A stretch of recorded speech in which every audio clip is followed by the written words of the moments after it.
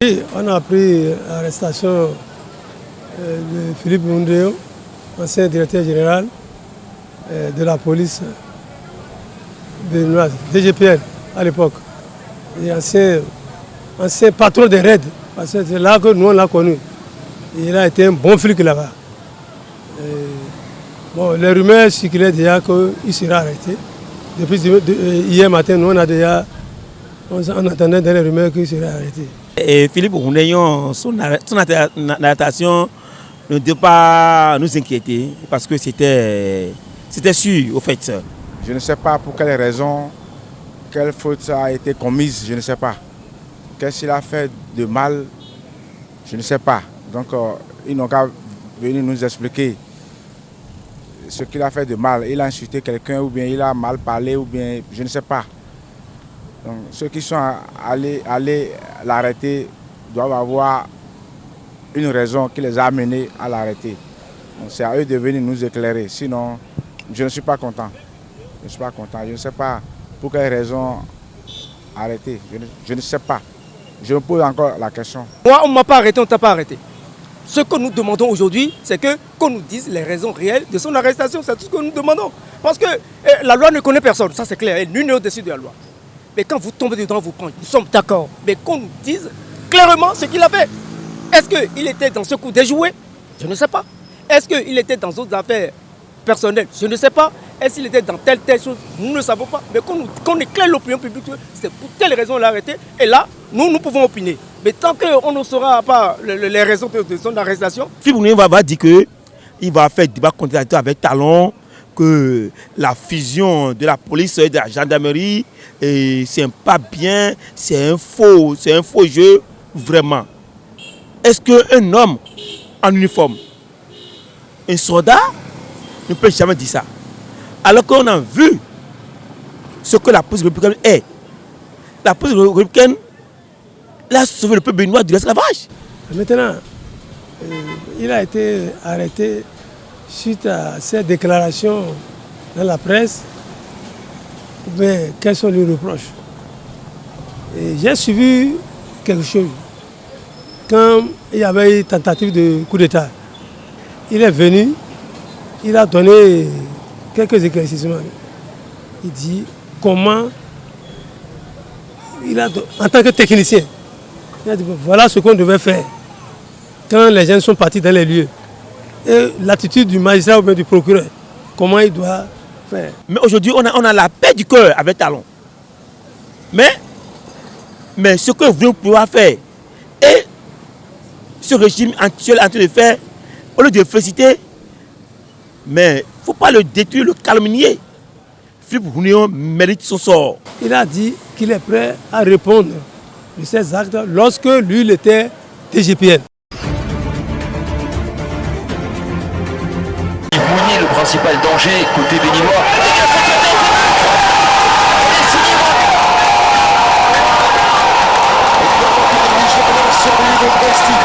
Ils ont pris d'assaut les bars et autres centres de projection du match Bénin-Nigeria. Eux, ce sont les supporters des Guépards du Bénin. Un seul sentiment les anime, remporter le match au terme des 90 minutes. Je remercie vraiment l'équipe béninoise.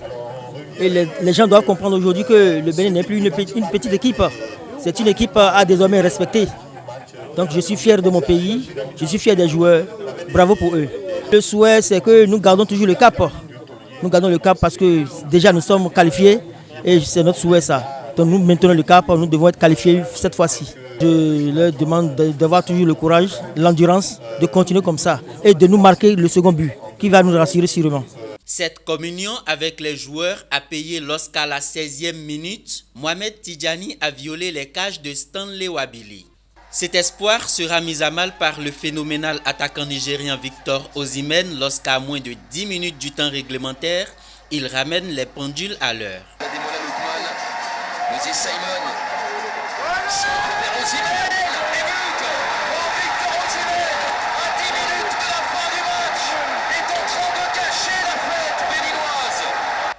Un but partout, c'est le score final de ce derby aux grandes dames des supporters béninois.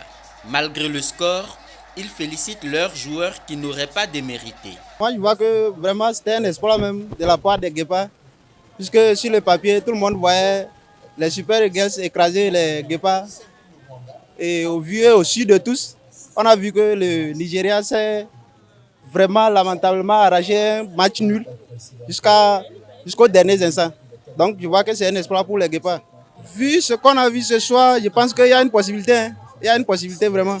Parce qu'ils ont montré, bon, vu l'engouement aussi du peuple, et puis tout ça, là, bon, je vois qu'ils peuvent se qualifier. Il n'y a pas de souci. Le découragement n'est pas pour nous. On continue toujours de les soutenir jusqu'à la fin. Ouais, donc, comment dire, ils ont déjà chanté. Mais quand ils font un beau titre. Donc, nous avons titré. Vous avez compris, non? On garde tout l'espoir. Mais moi, j'ai tout l'espoir que le bien sera qualifié. Ouais, le bien sera qualifié, il n'y a pas de souci pour ça. Quand qu'à soit l'Alpha, il faut que au Mali, au Libye, qu'on fasse un match, ça nous arrange. La match nous arrange. Parce que les joueurs ont vraiment joué aujourd'hui. Ils ont vraiment joué, sans vous mentir, ils ont vraiment joué.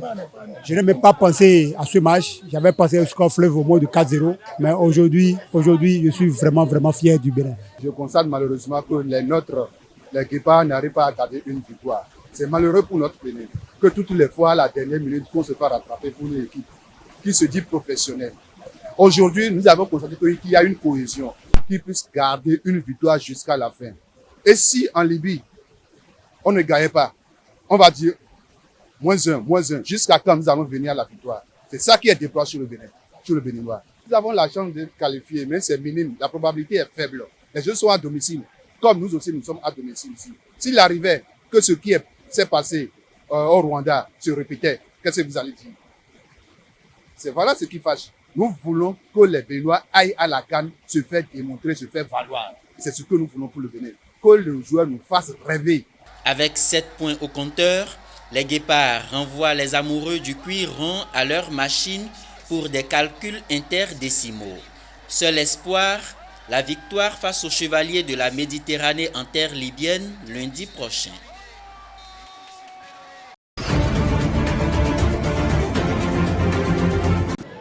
En cette clôture des Jeux universitaires du Bénin, édition 2024, je suis fier de saluer l'esprit de compétition, de fraternité et de dépassement de soi qui ont animé ces 6 jours intenses à Djougou. Nos 669 athlètes venus des 9 départements de notre pays ont magnifiquement représenté l'excellence du sport universitaire béninois. À travers ces Jeux, vous avez incarné les valeurs de fair play et de respect, valeurs essentielles que notre gouvernement s'engage à promouvoir. Vous avez prouvé que la jeunesse béninoise est une force dynamique et prometteuse, prête à relever les défis sportifs de demain. Vous êtes pour nos universités et pour la nation de véritables champions qui portent haut les couleurs du Bénin. Pour conclure, j'ai le plaisir de vous annoncer que le Bénin, selon les disciplines disponibles, participera aux Jeux universitaires organisés par la Fédération internationale du sport universitaire en Allemagne 2025. Madame la ministre de l'Industrie et du Commerce, chers jeunes, chers champions, je veux saluer les grands champions d'abord des AE Cotonou qui viennent de nous émerveiller et saluer à leur côté ceux de l'UAC qui n'ont pas démérité pour autant.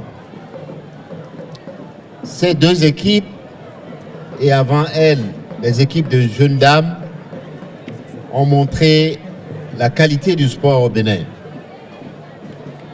Je veux, en notre nom à nous tous, au nom du ministre des Sports, au nom de la ministre de l'Industrie et du Commerce et au nom du gouvernement tout entier, les féliciter pour leur performance et leur dire plein succès pour la prochaine fois. Monsieur le ministre des Sports l'a dit tout à l'heure, la fête de cette année les Jeux universitaires de cette année sont un succès.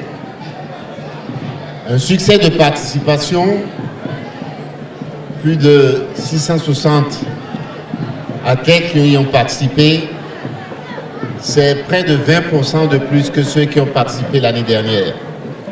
Donc d'année en année, cette manifestation qui est à sa 11e édition montre qu'elle est de plus en plus attractive. C'est aussi un événement qui a rassemblé ici à Djougou beaucoup de gens. Et je veux féliciter au nom des organisateurs la mairie de Djougou et les populations de Djougou. Tout à l'heure, nous avons pu rencontrer le Naïmi de Djougou. C'est l'adjoint de notre imam. Et lui aussi est venu témoigner que Djougou, c'est une ville de sport. Et monsieur le ministre, je veux en leur nom vous remercier d'avoir demandé que cette manifestation se passe à Djougou cette année. Je veux, cela dit, féliciter les organisateurs. La démonstration qui a été faite tout à l'heure, à la fin du match, qui nous permet aujourd'hui, en ce moment même, de féliciter les joueurs et la belle démonstration de leur organisation. Je demande aux athlètes de se préparer déjà pour l'année prochaine. La 12e édition, mais peut-être en même temps que la 12e édition, la participation aux Jeux internationaux en Allemagne. Mieux vous êtes préparés, plus vous avez des chances de ramener les médailles et la coupe. Les Sénégalais sont appelés aux urnes dimanche prochain pour élire leurs députés, 8 mois après la large victoire à la présidentielle de Bassirou Diomaye Faye. Ce nouveau rendez-vous électoral fait suite à la décision prise par le nouveau président le 12 septembre dernier, celle de dissoudre l'Assemblée nationale. Les ressortissants sénégalais vivant au Bénin ne resteront pas en marge de ce scrutin. Et les élections, ça se passe au consulat. Et c'est là-bas tous les Sénégalais vont se rendre pour aller voter. Donc ça se passe le matin. Chaque parti en son représentant, et ainsi de suite. Donc pratiquement toute la communauté passe la journée là-bas, quoi. Y compris moi. Malgré mon appartenance politique, personne ne pourra le savoir, mais je passerai la journée là. Je vais aller voter. Mais me figurer sur tel parti ou tel parti, ma position de président ne me le permet pas. Au dire du consul du Sénégal, près le Bénin, tout est fin prêt pour un déroulement sans anécroche des élections. Alors que nous tout Sénégal accepte le valeur de revue et le cadre de complications de vie, ici, il y a ici le régiment de vie. C'est vraiment aussi le consul. Nous avons fait c'est un peu de Au Bénin, les Sénégalais sont invités à sortir massivement pour accomplir leur devoir civique.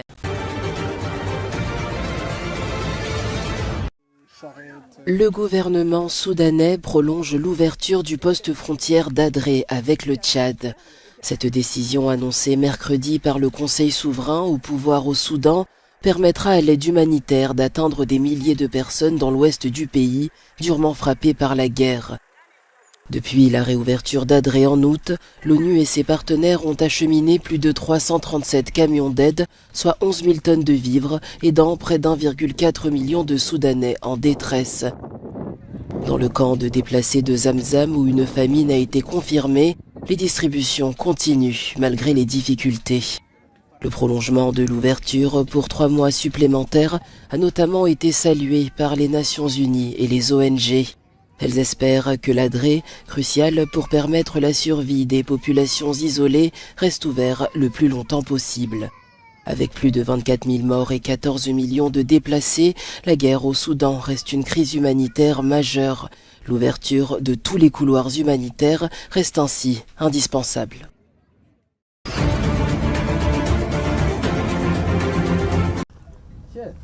Le gouvernement sud-africain déclare qu'il n'aidera pas les quelques 4000 mineurs illégaux qui se trouvent à l'intérieur d'une mine fermée dans le nord-ouest du pays. Le porte-parole de la police a qualifié de dangereuse la tentative de sauvetage des mineurs pris au piège. Ces derniers se sont vus refuser l'accès aux produits de base dans le cadre d'une stratégie officielle de lutte contre l'exploitation minière illégale. Nous avons consulté le département des ressources minérales et de l'énergie et ils nous disent que ce n'est pas sûr, qu'il est inhumain d'autoriser les gens à descendre dans cette mine. Nous avons pris la décision qu'aucun officier de police, aucun soldat, aucun fonctionnaire ne descendrait dans une mine abandonnée. Tout d'abord, des gaz dangereux y circulent. Il y a un risque élevé de perte de vie humaine. La police a fermé les entrées utilisées pour transporter les provisions sous terre des mineurs du puits de mine de Stilfontein. Cette opération s'inscrit dans le cadre de l'opération Vala Umgodi de la police qui consiste à couper les vivres des mineurs pour les forcer à remonter à la surface et à se faire arrêter. Cela montre que le gouvernement a l'intention de commettre au moins un génocide. Je veux dire que notre gouvernement a engagé une procédure contre Israël pour ne pas avoir fourni de nourriture à la population. Aujourd'hui, nous sommes en Afrique du Sud. Le même gouvernement ne peut pas fournir de la nourriture aux gens qui meurent dans le même pays. La police continue jeudi à surveiller les zones autour de la mine afin d'attraper tous ceux qui apparaissent sous terre. L'exploitation minière illégale reste courante dans les anciennes régions aurifères d'Afrique du Sud, les mineurs s'introduisant dans des puits fermés pour creuser à la recherche d'éventuels gisements restants.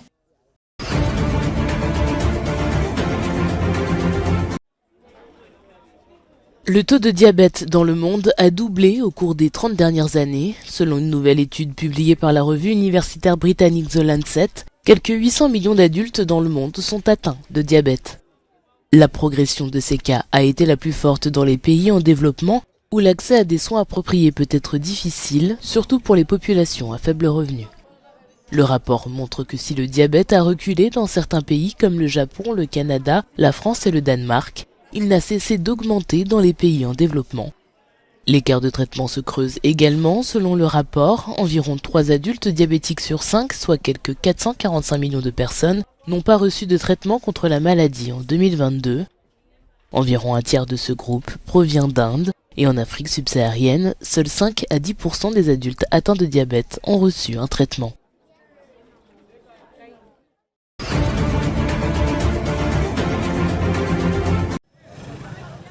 En Haïti, les gangs s'étendent et sèment la terreur. À Solino, un quartier de Port-au-Prince jusque-là épargné, des habitants fuient après des attaques violentes. Une mère de famille déplacée raconte ce qu'elle a perdu et exprime son incertitude face à l'avenir. Ma maison a été incendiée. Voici tout ce que j'ai pu sauver. J'ai juste payé pour mes enfants. C'est tout ce que j'ai pu sauver. La violence à Solino reflète un chaos plus large. Depuis le renvoi du Premier ministre par intérim, des gangs comme Vive Ansam profitent de l'instabilité pour s'emparer de nouveaux territoires. Les familles fuient, laissant tout derrière elles, souvent pour trouver des abris précaires. Même l'aéroport principal n'est pas épargné. Des tirs lundi ont touché plusieurs avions et blessé une hôtesse de l'air. Je n'en peux plus. J'ai 5 enfants avec moi. Je cours et je ne sais pas où aller. Les bandits nous poursuivent et je ne peux plus rester. Ils ont tiré sur nos voisins et nous sommes forcés de fuir. Les Nations Unies estiment que 85% de Port-au-Prince est sous contrôle des gangs. En une seule journée, 20 affrontements armés ont été enregistrés. Depuis 2016, aucune élection n'a eu lieu en Haïti. Le pays restant pris entre chaos politique et insécurité croissante.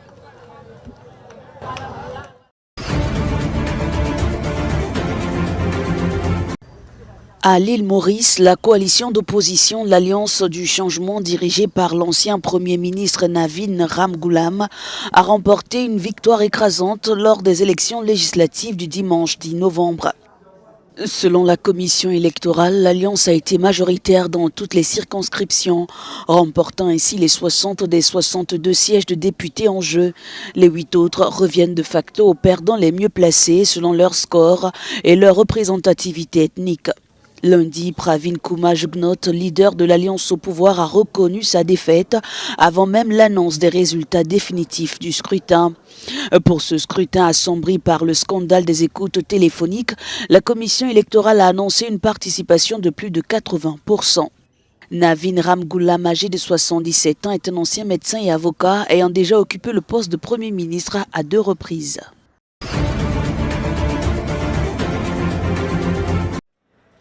Le sommet social du G20 au Brésil veut garantir que les voix de la société civile, et en particulier celle du Sud, soient entendues. Les partis s'exprimeront sur des questions telles que la faim, l'inégalité, le changement climatique et la réforme de la gouvernance équitable.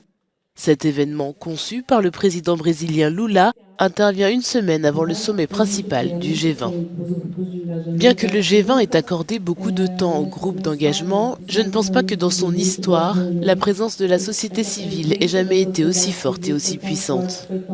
Les dirigeants africains et les organisations présentes ont la possibilité de discuter des priorités propres à l'Afrique, notamment l'allègement de la dette et les modèles de développement durable. Selon le ministère brésilien des Affaires étrangères, 40 000 personnes des pays du G20 devraient assister à cet événement. Les propositions élaborées lors du sommet social seront résumées dans un document final qui sera présenté lors du sommet principal du groupe des 20 économies les plus importantes la semaine prochaine.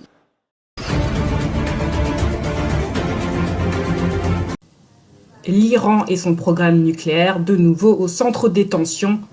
Jeudi, Raphaël Grossi, chef de l'Agence internationale de l'Agence atomique, s'est rendu à Téhéran pour tenter de rétablir l'accès des inspecteurs au programme iranien. Depuis le retrait des États-Unis de l'accord nucléaire, l'Iran enrichit de l'uranium en frôlant les seuils critiques. Nous nous connaissons bien et nous savons qu'il est indispensable, à ce stade, d'obtenir des résultats concrets, tangibles et visibles qui montreront que ce travail conjoint améliore la situation, apporte des éclaircissements et, d'une manière générale, nous éloigne du conflit et, en fin de compte, de la guerre.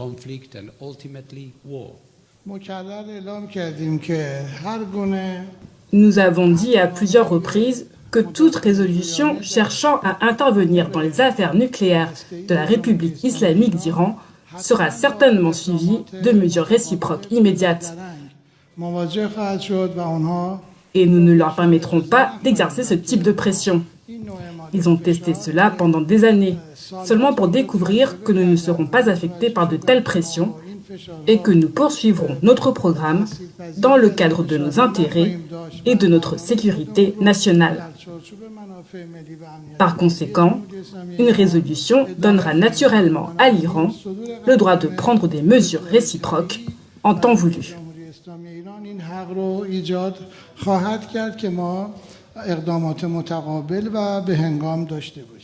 Téhéran reste inflexible et promet des représailles immédiates face à toute nouvelle résolution.